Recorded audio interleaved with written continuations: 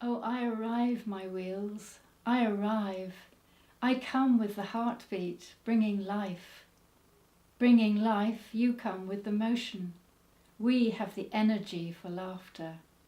I arrive, my wheels, I arrive, with a slow humiliation, the elegance I crave, a figment of my hot imagination, until I rest in your embrace, until we are one, and we glide. Oh, I arrive, my wheels, I arrive, and we are reborn in the morning.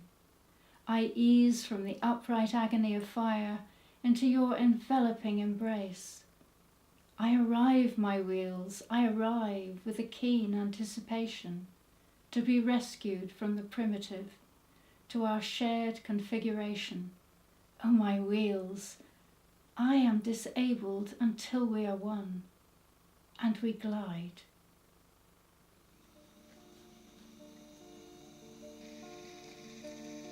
Have you met her?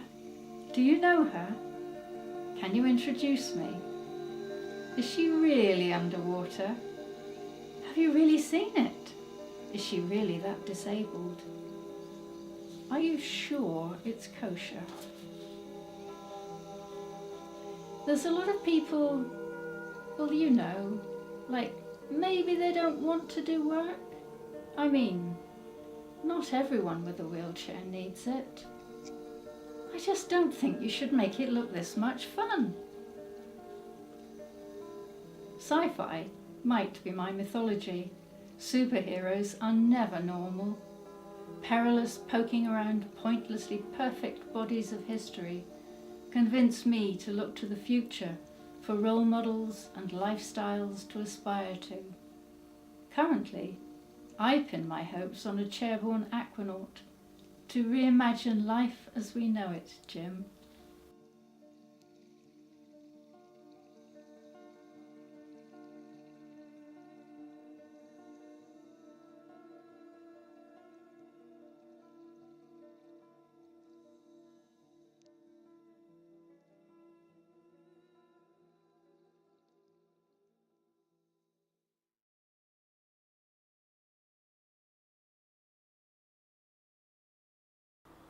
Hello, my name's Sue Austin.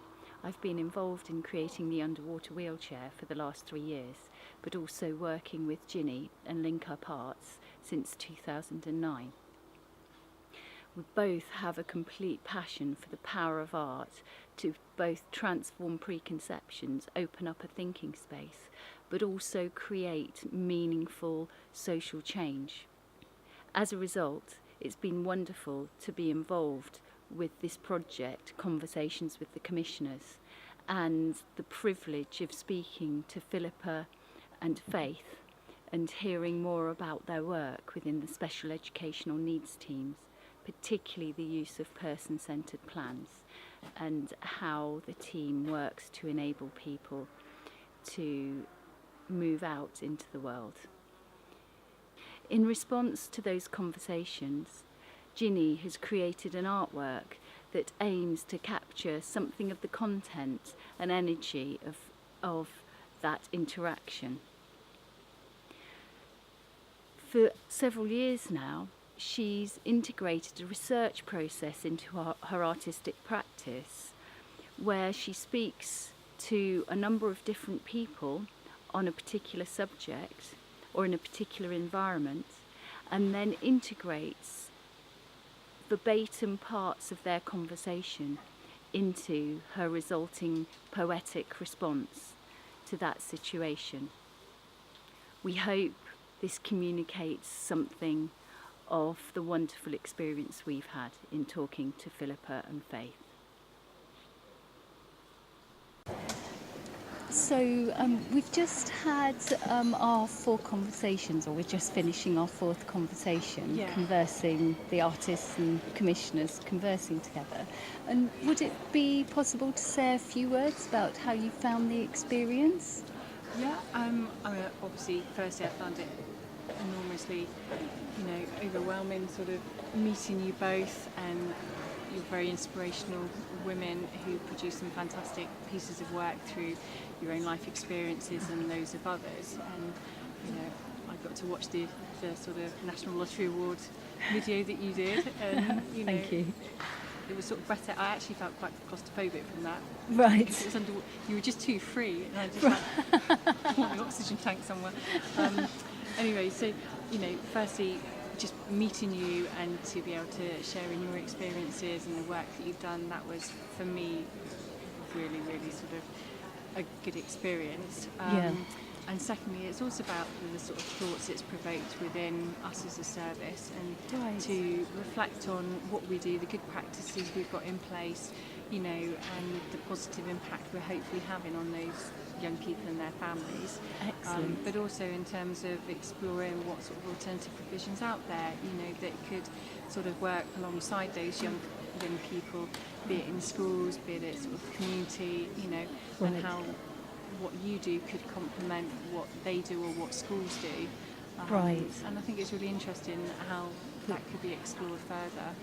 I think it's, you know, about what's out there. You've obviously opened our eyes to what Wiltshire already has in place, and it's about how that message and how those resources and, you know, those different providers and services that are out there can get that information together. You know, it almost needs that sort of collated information. You know, this is what's out there in terms of art-based, you know, sort of programs, you know, that can go out to schools, you know, as options, as alternative, you know, provision, or, you know, things that can be brought into the school as a whole school thing. You were talking about the theatre productions and how that could reflect, you know, in terms of highlighting the disabilities and how everyone can be included. Right. You know, I think those theatre groups seemed like a really good idea. I know it's something that schools use a lot for assemblies and sort of afternoon workshops, you know, and it's just another avenue, isn't it, they can explore to sort of widen that diversity, inclusion. Yes, to use the arts to create a message almost, so it's not didactic, it's not about telling people what to think, it's about just opening up new ideas. Yes, it's been really nice to kind of have the opportunity to explore that side of my life that I've maybe not been able to bring into my work life for a long time. So having a focus that's art and creativity, and to think about my job in a more creative way, or how I bring creativity into the job, has been really enjoyable. Excellent, thank you, that's really helpful.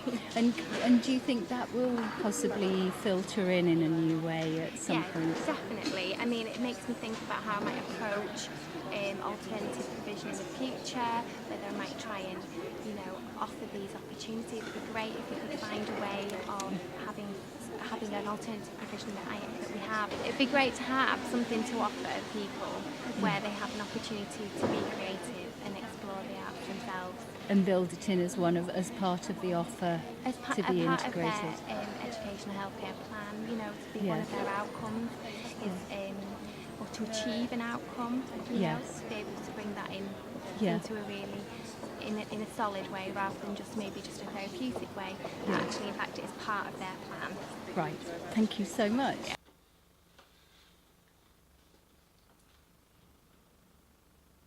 And I'm Gini, working a little less dramatically to make a difference, but nevertheless aiming to change attitudes through context, a process of focused conversations interpreted with drawings, words and sculpture.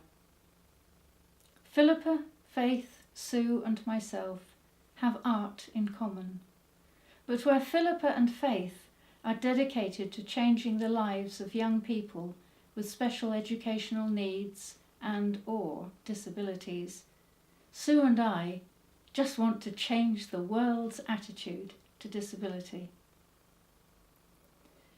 Philippa and Faith work for Wiltshire Council, so technically not commissioned. Now you might think that would be food for thought. It did spark my very first context conversation in the glass atrium at Trowbridge. Have you worked here long? Yes, actually I have, but not always for the council. That is, not directly. The service goes up for tender. I've worked here for a variety of bosses. It's all the same thing, except it feels better working directly, working for my community, I'm looking forward to when we come back in-house. Working in-house, Philippa and Faith are enthusiastic about the opportunities this presents to build a cost-effective service that has the right kind of accountability to deliver the local offer in a way that local people are proud of. I haven't come across anyone yet who would argue with them. A few folk with reservations, but no one against the idea in principle. Listen, I do my own decorating. 1, I get exactly what I want, and 2, it's cheaper. Cut out the middleman. Everybody knows it's cheaper. Makes sense. In-house, doesn't that open possibilities for influencing, sharing, learning from other in-house centres of excellence? Bonkers idea, man. It's the same people doing the work, just added layers of management. Buying in is a con. Don't get me started.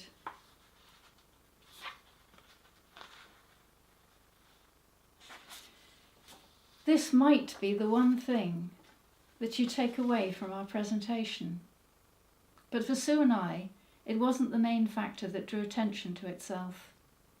Philippa and Faith's enthusiasm and conviction, personification of the new person-centred approach that for me personally, as a Wiltshire resident, runs like a bright beacon through all of my more recent dealings with Wiltshire Council, made perfect sense to us.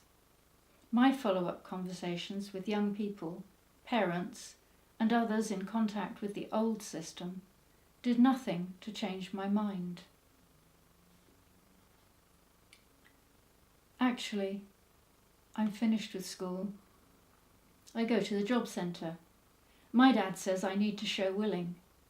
I'm okay with that. It's about fitting in. No one will give me a job. There's no work for people like me. School does not prepare you for how it is in the real world. It's a system that works for normal people. She is very creative, contributes to community, entertaining, fundraising, creating wealth, but not actual money. She can get very lost. She has no role models. But I would say she pays her way in kind. Special needs? I'm prepared to move. I simply cannot cope with fighting for my children's rights to education. My lawyer says this is how things are done. Well, I want out. This is a battle for an evil I have no stomach for. I've found a fairer option.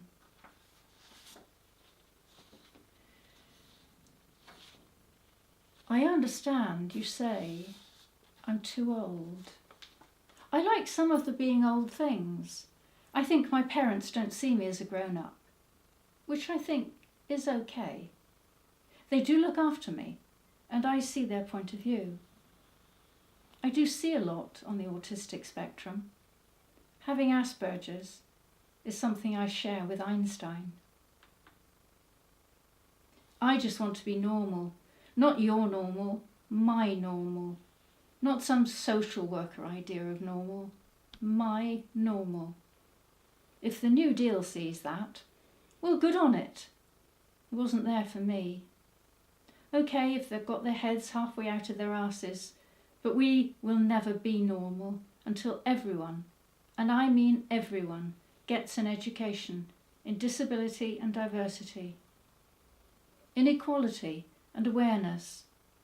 People need to know, to see other real people. Start with the teachers. The whole country needs to effing know, so that central government has to stop spreading lies. People could be decent, given half a bloody chance. The new service is just that, new. It stretches the boundaries, so it's probably audacious to suggest thinking about stretching them even further. But don't forget, the thing that Sue and I bring to the table is our desire to change the world. The SEND teams are still under training, still amassing and processing the bank of knowledge and skills that will enable them to deliver excellence. Sold on this venture, we can only see one thing missing: the arts. Somewhere in the process of identifying needs and delivering outcomes, the well-researched and proven benefits of the arts in education have apparently been overlooked. I'm not implying that it does not happen. I know it does. LinkUpArts has worked on young people's projects with MenCap and Exeter House School in Salisbury. Philippa and Faith, both having a background in the arts, were happy to pursue this line of conversation and declare that if they took nothing else from our encounters, they do now know of the existence of YAP. For Sue and I, the challenge was to introduce the idea that somewhere in the SEND structure, there does need to be a person responsible for actively identifying the arts and artistic practices available to support and extend SEND outcomes. We do acknowledge that the new local offer has already changed the focus of special educational needs to embrace young people up to the age of 25, to take into account their own hopes and aspirations, those of their families, and their involvement in local schools and activities, to integrate these young people into communities. Philippa and Faith assure us that attitudes are changing, that disabled young people in mainstream schools face less discrimination than in the past. But they also admit that this is rather haphazard and depends very much on individual teachers and schools. My personal goal would be to convince the person holding the purse strings that mainstream school and community involvement with the arts, and in particular integrated arts practices, would benefit both community and individual now and in the future. That experience of diversity and disability with positive role models at a young age would be a cost-efficient step towards a happier, healthier, and more resilient community. And finally, have I got time for and finally? I've no idea why, but it has been my experience that wherever people are gathered, there's always someone who does not understand me, someone who does not hear what I say, someone who discounts the possibility that I can even communicate. So for some extra clarity, I've made you 3 posters. One is a quote from John W. Gardner, a one-time Secretary of State for Health, Education and Social Well-being. The second is from Milton Glaser, communicator, educator, and the famous designer of the I Love New York heart logo. The third is from perhaps the world's most famous disabled artist, Vincent van Gogh.